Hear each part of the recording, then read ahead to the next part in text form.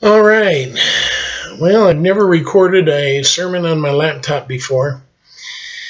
This is a software engineer who's not very good with PCs and laptops.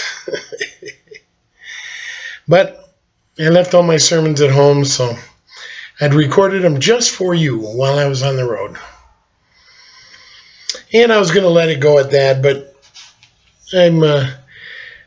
I've been doing a lot of reflecting this weekend. It's been an interesting weekend.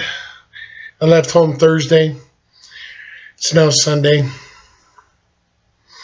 To say things haven't gone the way I expected is a mild understatement. And then as I'm reflecting on this, I'm thinking about all the hubbub or hullabaloo or bah sheep noise I hear. You know, Christians are all upset because the Supreme Court overturned the bans on gay marriages. I don't know why. We've had homosexuals since before Sodom and Gomorrah. In some societies, they're more open than in others. In our society, it used to be a behind closed doors, don't talk, don't ask, don't tell type thing. Now they want to bring it out into public. Listen, we already knew what they were doing. But Velcro, the homosexuals are not going to heaven. Well, so what? Neither are the liars. You don't make a big deal about that. Neither are the greedy people or the lustful people. Neither are the adulterers. Speaking of lust, more than half of all Christian marriages ended up in divorce, usually because of adultery. Shoot, half the pastors and almost half of evangelical ministers end up divorced. And often because of adultery. And then the Christian sheep, they say, well, that's all right, Pastor. We know you're going to have to leave your denomination because they don't allow that. But you go start another church and we'll be right there with you. Okay, come on, people. I understand we need to forgive. But that doesn't mean we need to let him lead us. He needs to spend some time learning to follow the truth. Then he can lead, maybe. Takes this long to become a pastor, and then you screw up like that. Takes this long to persuade me that I should be following your lead. Do you see where I'm coming from? But Christians, you don't make a big noise about that. But we don't want homosexuals getting married. Why? They already live together. You know, it used to be in this country a man had to be afraid of, I can't let another woman ride in my car, or I can't close my office door when I'm counseling her because somebody might think we're doing something we're not supposed to be doing. These days, you know what? I got to worry if I'm alone with another man. Pfft. Bunch of sheep making noise. Bah! And now, speaking of noise, this is what really brought it up. Houston. They got some law about transgender individuals, and some pastors spoke out against the whole law and wanted an amendment to appeal and repeal the law. And the mayor of Houston wanted to subpoena their sermons. Well, these were probably pastors of big churches because the mayor in Houston's not going to subpoena sermons from a little church like ours. You have 10, 15 people, nobody's going to care. Besides, I don't have that much to lose. I lose family time. I go to prison. I end up with my fellow inmates, and the jailers all have to sit there and listen to me talk about God. Pastors of these big fancy churches, they lose a lot. I ain't got much to lose, people. But now the mayor in Houston, I'm told he's backed off. He's having the subpoena quashed, whatever. maybe mashed. Just put butter on it, it'll be edible.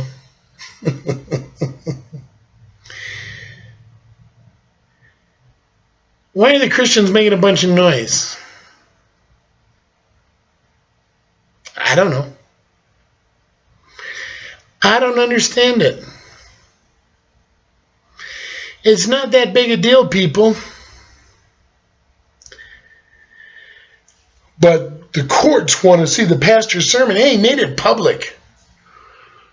Probably got it on videotape, CD, and for $19.95 you can get a copy of his book with it too.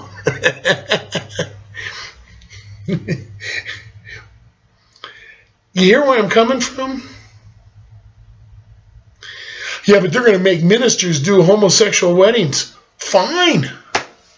I've already offered to do it for a friend of mine. He thinks it's a great idea. He says, my family would love it. They don't like my lifestyle anyway.